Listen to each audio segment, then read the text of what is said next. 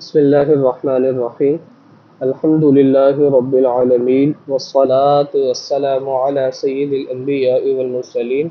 أما بعد فأعوذ بالله من الشيطان الرجيم. بسم الله الرحمن الرحيم. الصلاة والسلام عليك يا رسول الله. الصلاة والسلام عليك يا حبيب الله. الصلاة والسلام عليك يا نبي الله وعلى آلك وأصحابك يا نور الله. آج میں نے ریکارڈنگ بھی شروع کر دی ہے. انشاءاللہ اب یہ جو بھی ہماری کلاس ہوگی اس کی ریکارڈنگ بھی ہوگی.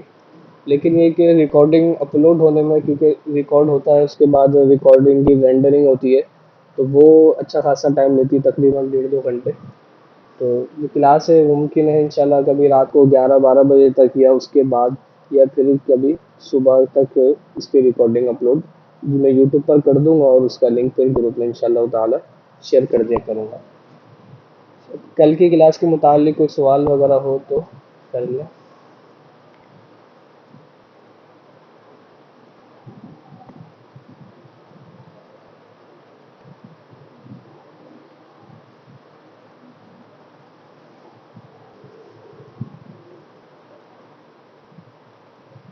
اچھا اسکرین شو ہو رہی ہے.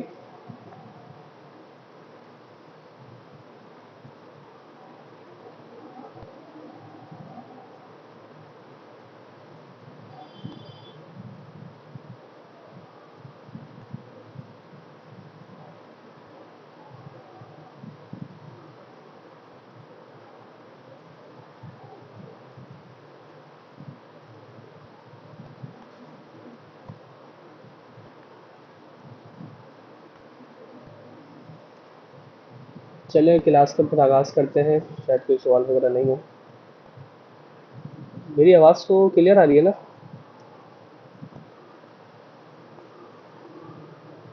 ٹھیک ہے جی. اب اگلی اصطلاح ہے سمت الراس اور سمت القدم. یہ اصطلاح ویسے ہم پہلے پڑھ چکے ہیں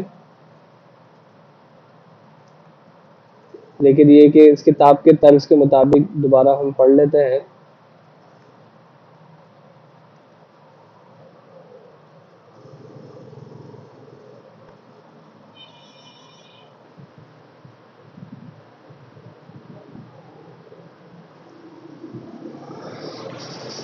سمت الراس اور سمت القدم.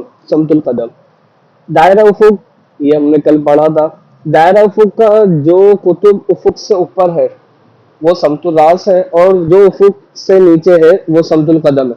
بھائی اپنے ذہنوں میں دائرہ افق کو دوبارہ لیا ہے.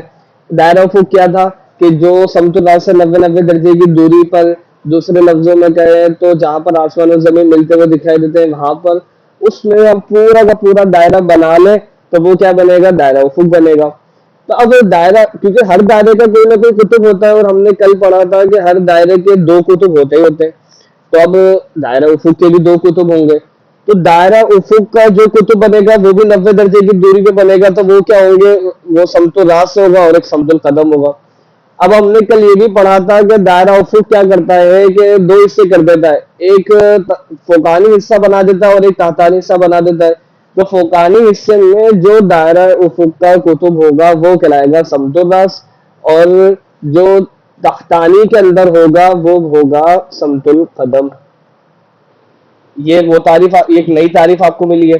جو پہلے پڑھتے تھے جو ہم نے نصاب توقیف میں پڑھی تھی وہ بلفظ دیگر کے ساتھ آ رہی ہے.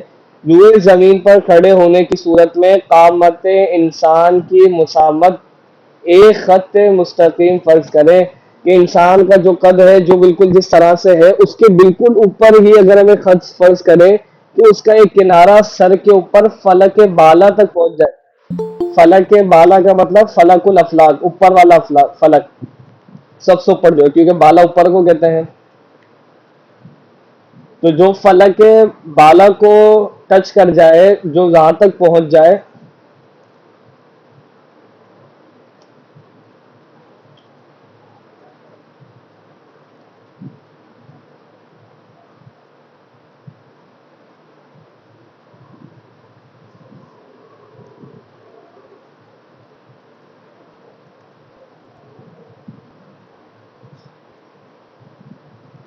تو جو فلک بالا تک پہنچ جائے اور دوسرا کنارہ کہ جو ہمارے قدم سے نیچے کی طرف مرکز عالم سے گزرتے ہوئے فلک کے بالا تک پہنچ جائے.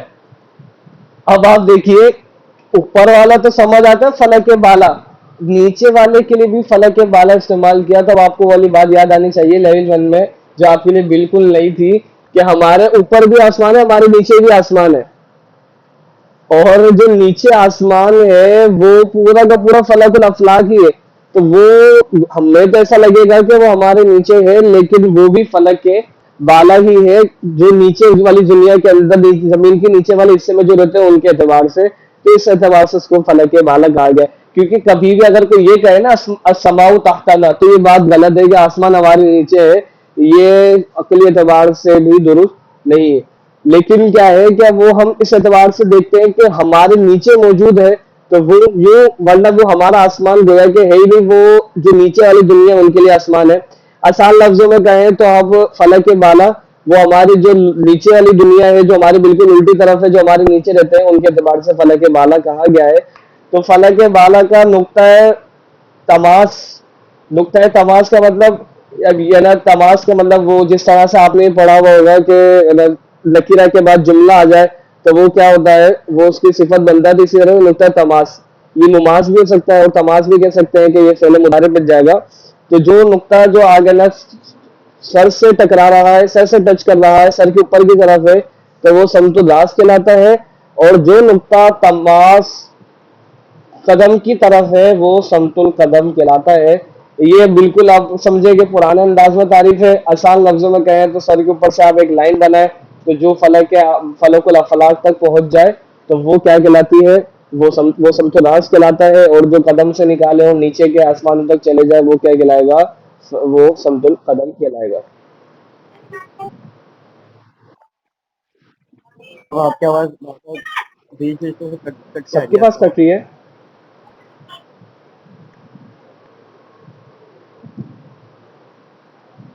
آواز سب کے پاس کٹ رہی ہے یا صرف ان کے پاس ہی ہے؟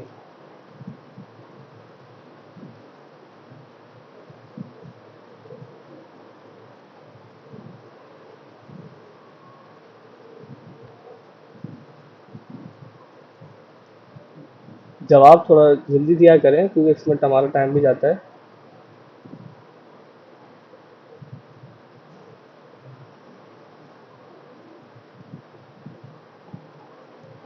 پھر ان کے پاس تو صحیح آ رہی ہے، پھر الکم ہو سکتا ہے آپ کے پاس کوئی نیٹ وغیرہ کا پرابلم ہو. آج رقیب نہیں ہے کلاس میں تو ان کو پھر پوچھ لیجیے گا کیا معاملہ ہے کہ کیوں آج کلاس میں نہیں آئے.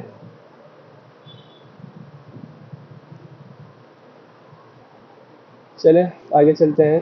اگر الکما صحیح نہیں ہو، نیٹ صحیح چل رہا ہو تو پھر کلاس سے لیفٹ ہو کے دوبارہ جوائن ہو جائے گا تو اس صورت میں پھر صحیح ہو جائے گی. بعض اوقات میں تھوڑا بہت مسئلہ ہو جاتا ہے تو بند کر کے کھولنے سے بھی صحیح ہو جاتا ہے. نقطہ مشرق، دیکھیے ایک ہوتا ہے نقطہ مشرق اور ایک ہوتا ہے مشرق. ان دونوں میں فرق ہے، اس کو آپ توجہ رکھیے گا نا. بعض اوقات کیا ہوتا ہے کہ یہ مکس کر دیتے ہیں نا کہ نقطہ مشرق و مشرق کو. بعض اوقات ایسا ہوگا کہ نقطہ مشرق و مشرق کا مزداق سادے ایک ہی جگہ پہ آ رہے ہوں گے، بعض اوقات نہیں آ رہے ہوتے. تو یہ چیزوں میں فرق رہتا ہے. تو ابھی نقطہ مشرق کی تعریف ہے، مشرق کی بھی آ جائے گی. دائرہ افق دو نقطوں پر معدل النہار کو کاٹتا ہے. دائرہ افق، دائرہ معدل النہار کو دو نقطوں پر کاٹتا ہے. بھائی دائرہ افق کو دوبارہ لیا ہے ذہن میں کہ دائرہ افق کیسے ہے کہ ہمارے چاروں طرف یہ بالکل گھومتا ہوا جا رہا ہے. اب یہ جو ہمارا دائرہ افق ہے یہ دائرہ معدل، کیونکہ ہمارے آس پاس سے بھی تو کہیں نہ کہیں سے دائرہ معدل النہار جا رہا ہوگا نا، تو وہ اس کو کاٹے گا. تو جب یہ اس کو کاٹے گا تو اس میں سے جس نقطے سے تجاوز کرنے سے سورج افق سے اوپر آ جاتا ہے وہ نقطہ مشرق کہلاتا ہے. اب وہ جس جگہ، کیونکہ سورج کیا ہوگا کہ وہ اپنے اعتبار سے سفر کرے گا اور وہ دائرہ معدل النہار کے اعتبار سے سفر کر رہا ہوگا اپنی حرکت ظاہری میں. حرکت ظاہری میں یا تو معدل النہار یا پھر اس کے برابر میں مدار یومی جو معدل النہار کے بالکل برابر کے اندر دائرے بنتے ہیں تو وہ جس نقطے پر دائرہ افق کا تقاطع کریں گے، جس نقطے پر وہ ٹکرائیں گے، وہ جو نقطہ کہلائے گا وہ کہلائے گا نقطۂ مشرق. دوسرے لفظوں میں بلفظ دیگر وسط مشرقین صیف و شتاء نقطۂ مشرق ہے. آپ کو یہ بات معلوم ہے کہ سورج سردی میں الگ جگہ سے طلوع ہوتا ہے اور گرمی میں الگ جگہ سے طلوع ہوتا ہے. یعنی کہ دوسرے لفظوں میں کہیں تو میل اعظم شمالی میں جہاں سورج ہوتا ہے وہ طلوع کے وقت وہ الگ جگہ ہوتی ہے. میل اعظم جنوبی میں طلوع کے وقت جہاں پہ ہوتا ہے وہ جگہ الگ ہوتی ہے. تو میل اعظم شمالی کیوں کیا ہوگا کہ جب میل اعظم شمالی پہ پہنچے گا تو سورج سب سے زیادہ شمال کی طرف ہو کر طلوع ہوگا، اور جب میل اعظم جنوبی پر ہوگا تو اس صورت کے اندر کیا ہوگا کہ جنوب کی طرف سب سے زیادہ مائل ہو کر طلوع ہوگا. تو اب ان دونوں کے درمیان کی جو بالکل جگہ ہوگی وہ عین نقطۂ مشرق کہلائے گا. ٹھیک ہے، کیونکہ مشرق دیکھیں، مشرق سارے مشرق میل اعظم شمالی میں جہاں سے طلوع ہوا وہ بھی مشرق ہے، اس کے اگلے دن جہاں سے طلوع ہوا وہ بھی مشرق ہے، اس کے اگلے دن پورا کا پورا 3 مہینے الگ الگ جگہ سے طلوع ہوا وہ سارے کے سارے مشرق ہے. سوال یہ کہ کیا وہ نقطہ مشرق میں ہے؟ تو وہ نقطۂ مشرق نہیں ہے. نقطۂ مشرق صرف اور صرف بالکل عین درمیان والی جگہ ہوگی، بالکل بیچ والی جو ان کے درمیان میں جگہ بنے گی تو وہ ہی نقطۂ مشرق کہلائے گی. اب مشرق کیا ہوتے ہیں؟ مشرق کا جیسے میں آپ کو بتا دیے جہاں جہاں سے مشرق ہے اس میں ظرف کا صیغہ، جہاں سے بھی سورج طلوع ہو وہ سارے کے سارے مشرق ہے. تو اب سورج جو کسی کبھی 10 درجہ شمال کی طرف مائل ہو کر طلوع ہوتا ہے، کبھی 20 درجہ، کبھی 30 درجہ، کبھی 40 درجہ، سارے کے سارے مشارق ہے. تو اسی طرح سے اگر آپ نے بات کچھ تفاسیر ہے کہ دیگر کتابیں دیکھی ہو تو بعض تفاسیر میں لکھا ہوتا ہے کہ سورج کے 182 مشارق ہیں اور 182 مغارب ہیں. اب وہ کیسے بنتے ہیں؟ وہ کہتے ہیں کہ بھائی 365 دن ہے، 365 دن کے اندر کیا ہوتا ہے؟ اب آپ دیکھیں سورج کی حرکت، سورج کی حرکت ہے خط سوا سے 3 مہینے اس کو لگتے ہیں میل اعظم شمالی پر جانے میں، اور 3 مہینے لگتے ہیں میل اعظم شمالی سے واپسی خط سوا پر آنے میں. پھر بھیا 3 مہینے دوبارہ لگتے ہیں میل اعظم جنوبی پر جانے میں، اور پھر وہاں سے 3 مہینے واپسی آنے خط سوا پر آنے میں لگتے ہیں. تو اب یہ 3 مہینے کا تو سفر الگ ہوا جب خط سوا سے میل اعظم شمالی کی طرف گیا. اب پھر دوبارہ واپسی جب آئے گا تو وہ اسی راستے سے واپسی آئے گا نا، تو وہ جو طلوع ہونے کی جگہ بنے گی تو وہ حضرات کہتے ہیں کہ وہ وہی بنے گی. تو اس صورت کے اندر ٹوٹل جب 365 دن ہے تو اس کا جب ہم آدھا کر لیں گے تو 182 بنے گا. تو وہ یہ کہتے ہیں کہ بھائی سورج کے ٹوٹل جو مشارق ہیں طلوع ہونے کی جگہ ہے وہ 182 ہے، اور غروب ہونے کی جو جگہ ہے وہ بھی 182 ہے.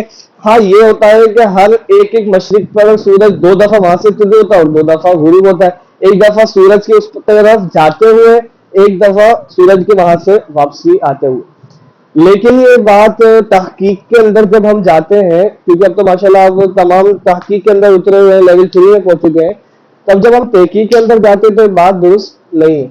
کیوں؟ مثال کے طور پر جب آج کی ہم بات کریں کہ آج کیا تاریخ ہے؟ 20 اکتوبر ہے. تو ابھی کہاں ہے سورج؟ جنوبی دنیا میں. اچھا جنوبی دنیا میں کیا ہو رہا ہوگا کہ مثال ابھی جب آنا کب سے شروع ہوا؟ 22 سپتمبر یا 23 سپتمبر کو جنوبی دنیا میں آیا ہوگا، اور ابھی تقریباً کو یہ کہ 20 دن ہو گئے، بلکہ نہیں 30 دن کے آس پاس، 27-28 دن ہو گئے. اب 27-28 دن میں اس میں ہو سکتا ہے کہ شاید 5-7-8 درجے میلے شمس کے طے کیے ہوں گے، اس کے آس پاس کچھ ہوئے ہوں گے. تو اگر ہم آج کی بات کریں، آج سورج جہاں سے طلوع ہوا، یہ بات بہت غور سے سنیے گا، بہت کام کی بات ہے کہ آج جہاں سے سورج طلوع ہوا ہے، مثال کے طور پر طلوع ہونے کے وقت سورج کا میل شمس تھا 8 درجے ہم مان لیتے ہیں. تو 8 درجہ جب یہ سورج کا میل شمس تھا تو 8 درجے کے اعتبار سے اس کا مشرق بن گیا کہ 8 درجہ کے اعتبار سے یہ نا شمال کی طرف پھر ہوا ہوگا. لیکن ہم مثال کے طور پر جب سورج میل اعظم جنوبی پر پہنچ جائے گا 22 دسمبر دوبارہ آئے گا کہ جب اس کا 8 درجے میل شمس ہوگا، تو کیا یہ ضروری ہے کہ جب بالکل طلوع کا ٹائم آئے گا اس وقت اس کا میل شمس فکس عین بالکل 8 درجے یہ 0 دقیقے 0 ثانیے؟ نہیں، تھوڑا بہت فرق ہو سکتا ہے. ہو سکتا ہے کہ ایک دقیقہ بڑھ جائے، ایک ثانیہ بڑھ جائے، ممکن ہے اور ایسا ہی ہوگا. تو اب لازمی سی بات ہے کہ جو آج کے طلوع ہونے کی سورج کی جگہ تھی اور وہ جو اس دن کی جگہ ہوگی وہ تبدیل ہوگی. تو یوں جب ہم تحقیق میں جاتے ہیں تو 182 مشارق و مغارب نہیں ہے بلکہ اس سے بھی زیادہ ہے. ممکن ہے کہ 300 بن جائیں، 300 سے زیادہ بھی بن جائیں. یہ کتنے بن سکتے ہیں؟ کوئی ایسا قاعدہ نہیں ہو سکتا، کوئی ایسا ہم ایک صورت نہیں بنا سکتے کہ ہم منحصر کر دیں کہ بھائی اتنے ہی ہے. کبھی کم کبھی زیادہ یہ صورت اس کی رہے گی. یہ بات سب کی کلیئر ہو گئی ہے مشارق کی بحث کہ مشارق کتنے ہیں اور کیسے ہیں اور کتنے ہوں گے.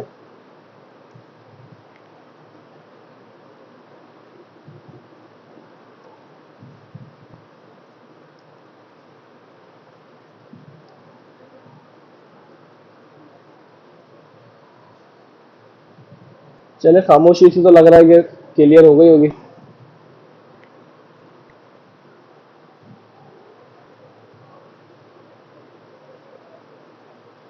پھر آگے چلتے ہیں. تو یہ مشارق کی بات تھی.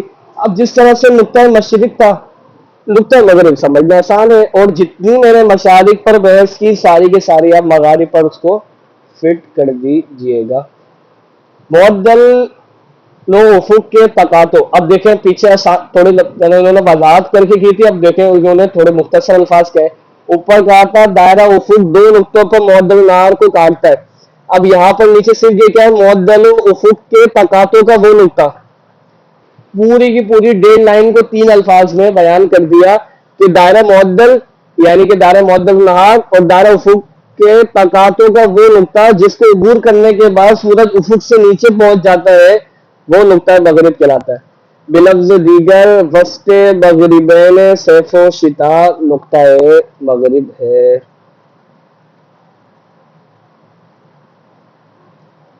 اب دیکھیں یہ تنبیہ جو میں نے باتیں کی ہے اس کے کافی ساری اس کے اندر آ رہی ہے.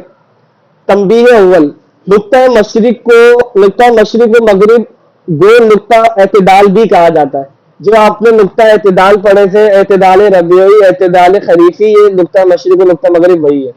نقطہ مشرق کو مشرق الاعتدال اور نقطہ مغرب کو مغرب الاعتدال بھی کہتے ہیں.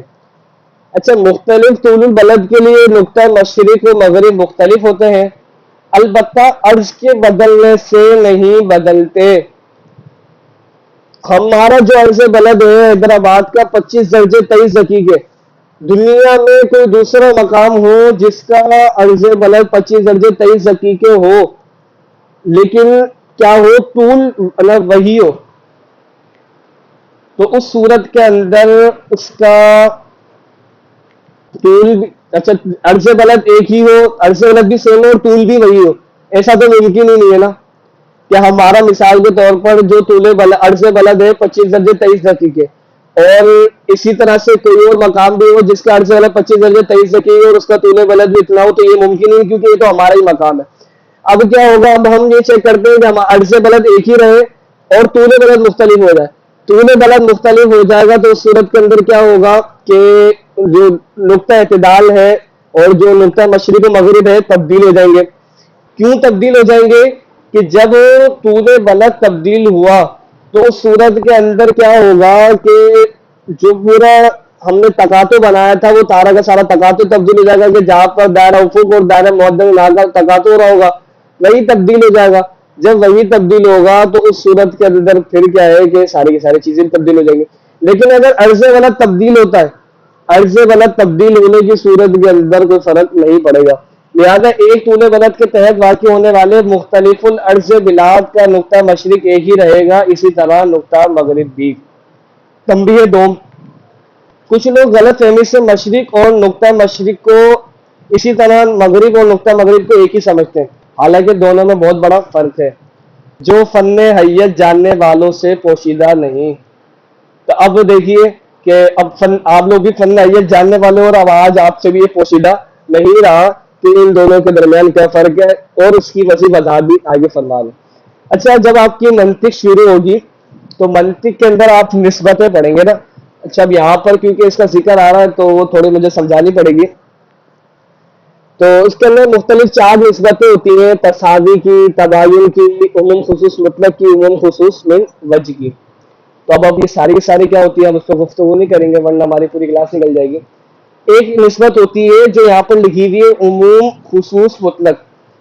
عموم خصوص مطلق کے اندر کیا ہوتا ہے کہ ایک چیز عام ہوتی ہے اور ایک چیز خاص ہوتی ہے. مثال کے طور پر آپ اس کی یہ مثال سمجھ لیجئے کہ عالم اور ولی. اب جو شخص بھی ولی ہوگا اس کا عالم ہونا ضروری ہے، لیکن جو بھی عالم ہو وہ ولی ہو ایسا ضروری نہیں ہے. تب کیا ہوا، عالم ہونا عام ہوا، عالم کے افراد زیادہ پائے جا رہے، عالم کے اندر زیادہ لوگ پائے جا رہے اور ولی کے کم ہے، کیونکہ عالم بہت سارے ہوں گے لیکن ولی کم ہوں گے. لیکن جو بھی ولی ہوگا وہ عالم ضرور ہوگا. اب اس کی میں بہت زیادہ ڈیٹیل میں جا رہا، میں نے مختصر سے اس کی وضاحت کر دی کہ عموم خصوص مطلق کی اس کا نسبت ہے کہ ایک عام ہوتا ہے اور ایک خاص ہوتا ہے. تو اب جب آپ اس کو اس طرح سے جب منطق وغیرہ میں جائیں گے تو پھر اس کے اندر ہم اس کی مکمل تفصیل کیا کیا کس طرح سے اس کے اندر مادے وغیرہ نکالتے ہیں پائے جاتے ہیں ساری آ جائے گی. تو اب ہمارے مدعے پر آتے ہیں. اب ایک ہے مشرق اور ایک ہے نقطہ مشرق. اب دیکھیے مشرق عام ہے، مشرق کا اطلاق تو کہاں پر بھی ہو رہا ہے، نقطہ اعتدال پر بھی ہو رہا ہے، نقطہ اعتدال کی سیدھی طرف بھی ہو رہا ہے، الٹی طرف بھی ہو رہا ہے، اور میلا اعظم شمالی میلا اعظم جنوبی تمام کی تمام پر ہو رہا ہے. لیکن نقطۂ مشرق کا اطلاق صرف ایک خاص جگہ پر ہوگا جہاں پر دائرہ افق اور دائرہ معدل النہار کا تقاطع ہوگا، تو وہ خاص ایک ہی مقام ہے. تو اب نقطۂ مشرق عام ہوا، مشرق عام ہوا اور نقطۂ مشرق خاص ہو گیا، تو ان کے درمیانی عموم خصوص مطلق کی نسبت ہے. تو مشرق دائرہ افق کے وہ نقطے جہاں سے سورج طلوع کرتا ہے اس کو کہتے ہیں مشرق. ہر دن کا مشرق علیحدہ علیحدہ ہوا کرتا ہے، معدل النہار سے 23 درجے 27 دقیقے شمال کی طرف، یہ پرانی تحقیق کے حساب سے ہے، اور اسی طرح جنوب کی طرف پھیلا ہوا ہے. اور نقطہ مشرق دائرہ افق کے مذکورہ بالا نقطوں میں سے صرف وہ نقطہ ہے جو خاص معدل پر واقع ہے. یہی حال مغرب اور نقطہ مغرب کا ہے.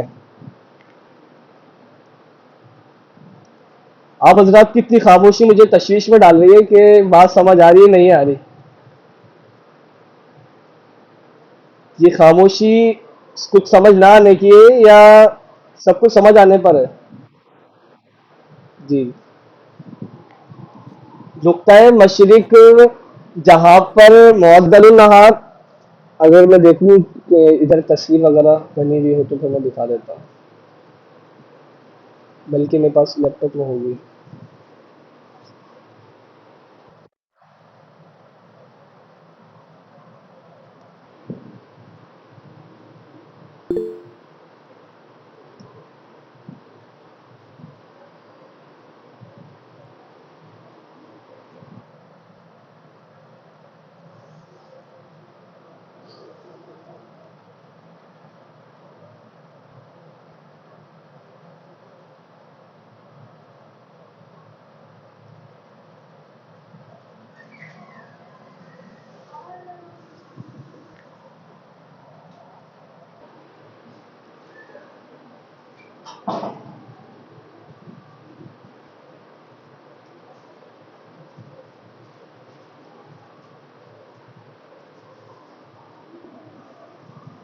جی.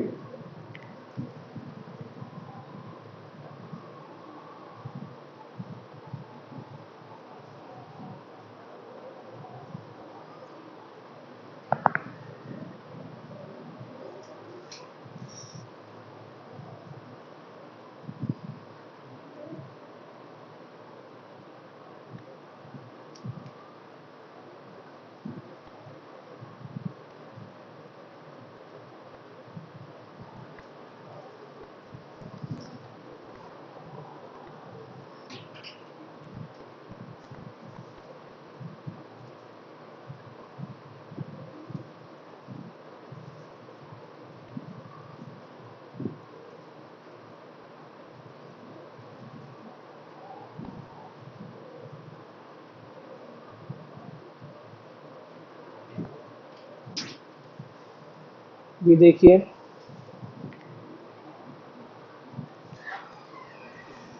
یہ جو دائرہ ہے بلو کلر کا یہ والا، یہ کیا ہے؟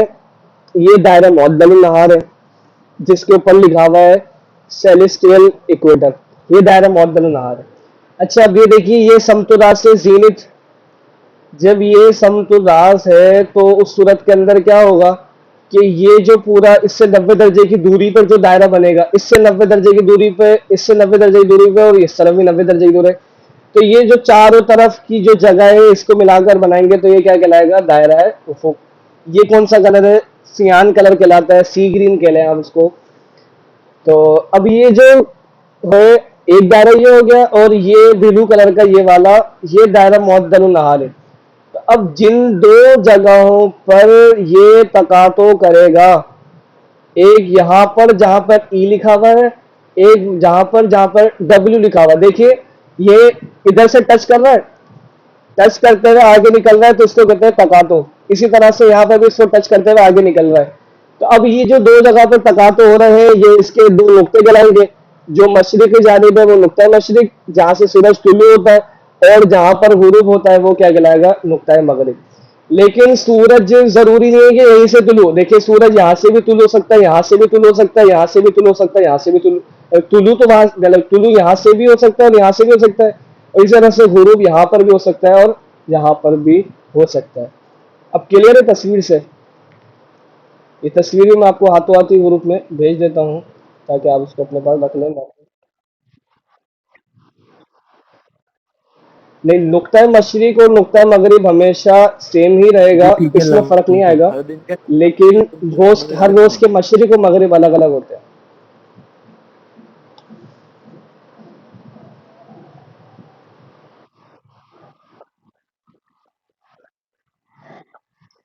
नुक्ता मशरिक पूरी जिंदगी उस मकाम का एक ही रहेगा, मशरिक हर उसमें साल कभी भी का फर्क या नहीं हर आएगा। दिन का मतलब अलग होगा, या हर साल एक ही रहेगा इसका मशरिक? ठीक है जी, क्लियर है, या और कोई सवाल है?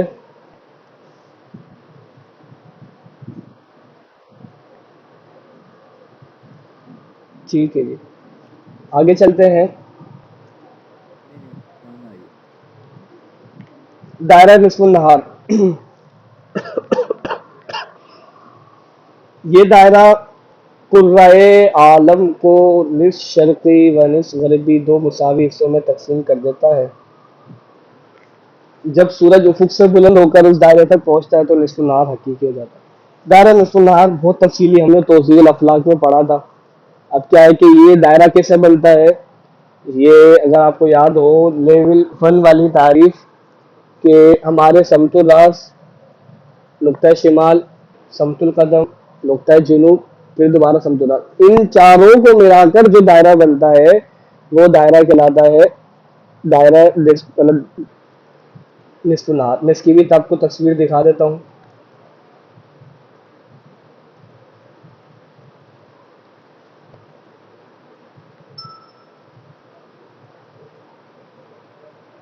ये दायरा तो लिखा है, इसका मतलब ये,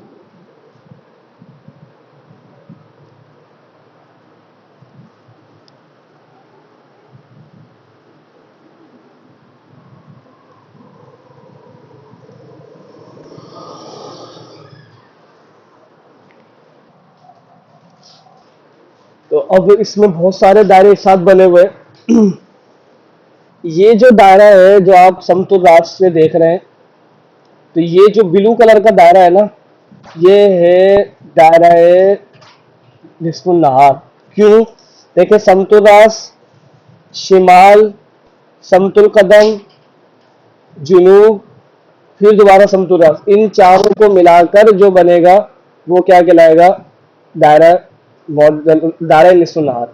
अब देखिए कि इसने दुनिया के दो हिस्से कर दिए, एक इस तरफ वाला हिस्सा और एक उस तरफ वाला हिस्सा।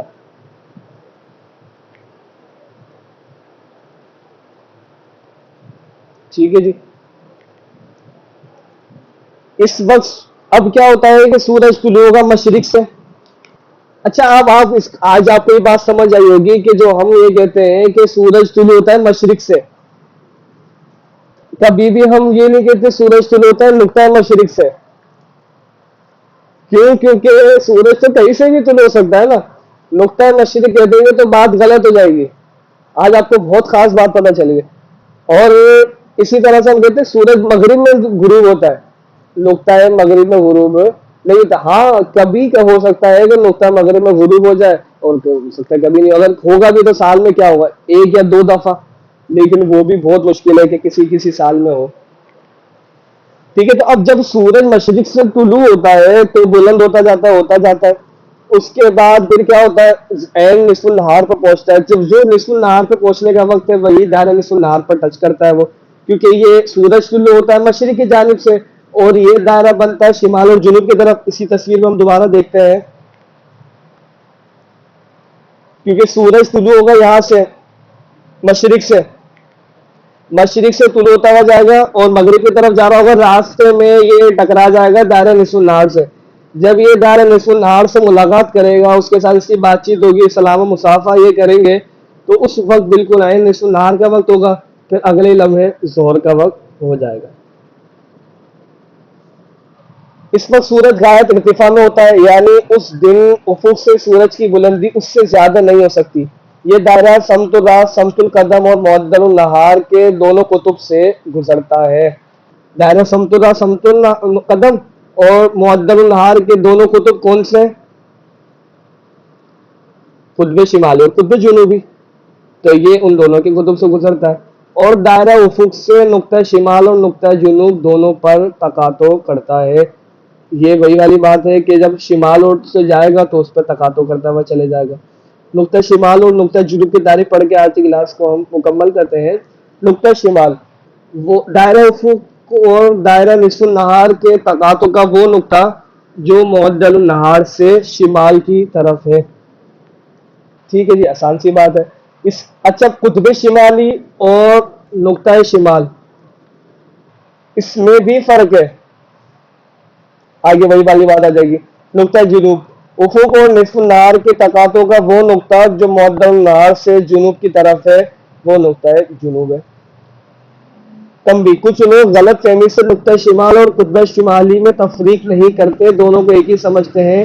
اسی طرح نقطہ جنوب اور قطب جنوبی کو بھی متحد سمجھتے ہیں. یہ درست نہیں ہے.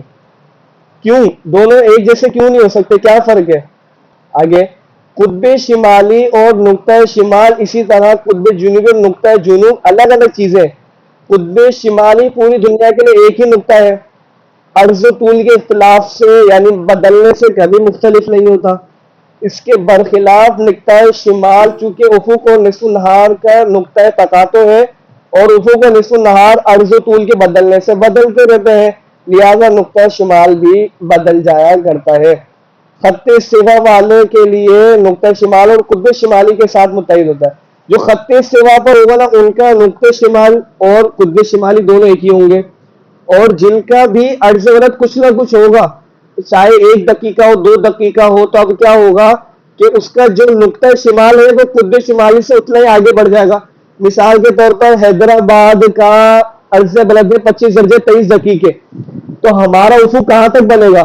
ہمارا افق قطب سے آگے تک بنے گا نا 25 درجے 23 دقیقے. تو جو ہمارا نقطہ شمال ہوگا وہ قطب شمالی سے 25 درجے 23 دقیقے آگے ہوگا. آگے کہہ لیں یا اس سے نیچے کہہ لیں، کیونکہ قطب کے بعد ایسا زمین جو نیچے کی طرف جا رہی ہوتی ہے. تو یہ اسی طرح سے نقطہ جنوب میں بھی ہوگا. اچھا، نقطہ جنوب میں آگے نہیں ہوگا، اس کی وضاحت آگے آ رہی ہے.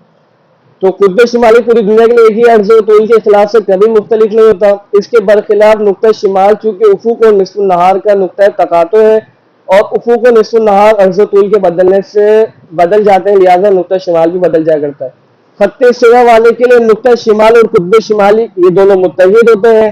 اور شمالی الارض وہ شہر جن کا عرض بلد شمالی ہے کے لیے نقطہ شمال قطب شمالی سے بقدر عرض بلد نیچے ہوتا ہے. جتنی عرض بلد کی مقدار ہوتی ہے، قدر کا مطلب مقدار، جتنی اس کی مقدار ہوگی اسی کے حساب سے نیچے ہوگا. جیسے میں نے آپ کو حیدرآباد کی مثال دی کہ اس کا جو نقطہ شمال ہوگا وہ قطب شمالی سے 25 درجے 23 دقیقے نیچے ہوگا. میں انشاءاللہ اس کو آپ کو مثال سے بھی سمجھا دوں گا تصویر وغیرہ سے. اور جنوبی الارض کے لیے قطب شمالی بقدر عرض اوپر ہوتا ہے. کیوں؟ کیونکہ اب یہ پیچھے ہوگا. اس کی مثال ہم اس کو تصویر سے دیکھتے ہیں.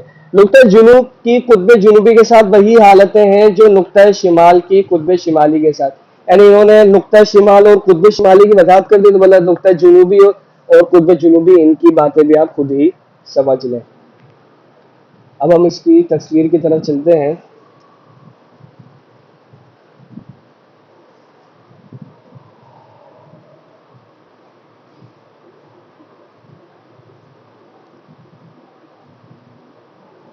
کہ یہاں پر تو یہ ہے کہ قطب بنے ہوئے نہیں ہیں، کوئی اور تصویر دیکھتے ہیں۔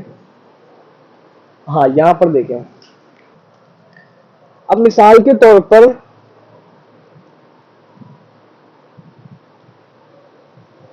یہ خط سیوا والے، تو خط سیوا والوں کا افق کیا ہوگا؟ بالکل یہی جتنا ہمیں سامنے اس طرح نظر آ رہا ہے سارا کا سارا افق ہوگا۔ اچھا یہ افق ہے، اور دائرہ یہاں پر دائرہ نصف النہار اور افق کا تقاطع ہوگا، اور یہاں پر بھی تقاطع ہوگا۔ تو جب ایسے دائرہ نصف النہار بنے گا، ایسے جب ایسے دائرہ نصف النہار بنے گا تو اس صورت کے اندر کیا ہوگا کہ یہ قطب شمالی بھی ہوگا اور خود نقطہ شمال بھی ہوگا، کیونکہ قطب شمالی تو یہ ہے ہی پوری دنیا کے لیے۔ نقطہ شمال کیوں ہے کہ دائرہ نصف النہار اور دائرہ معدل النہار، دائرہ افق اور دائرہ نصف النہار کا تقاطع یہاں پر ہو گیا، اور یہاں پر بھی اسی طرح سے ہوگا۔ لیکن وہ لوگ جو یہاں پر کھڑے ہوئے ہیں مثال کے طور پر 20 درجہ سے بلد پر ہے، تو ان کا افق کیسے بنے گا؟ ان کا افق کیسے بنے گا کہ یہ تھوڑا سا نیچے تک جائے گا، اس طرف بھی جائے گا اور یہاں تک بنے گا، اس طرح سے پورا افق بنے گا۔ جب اس طرح سے افق بنے گا تو ان کا نقطہ شمالی بھی تھوڑا سا آگے چلے جائے گا قطب شمالی سے، اور یہاں پر کیا ہوگا؟ قطب جنوبی سے تھوڑا سا پیچھے رہے گا، اس طرف رہے گا۔ تو یہ وضاحت انہوں نے کتاب کے اندر فرمائی ہے۔ آج کا ہمارا سبق مکمل ہوا، اس کے اندر کوئی سوال وغیرہ ہو تو فرما لیں۔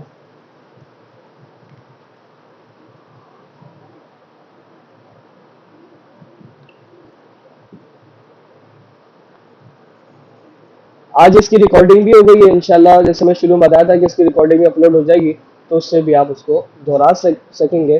صلو علی الحبیب صلی اللہ تعالی علی محمد صلی اللہ تعالی علیہ وسلم۔ السلام علیکم ورحمۃ اللہ وبرکاتہ۔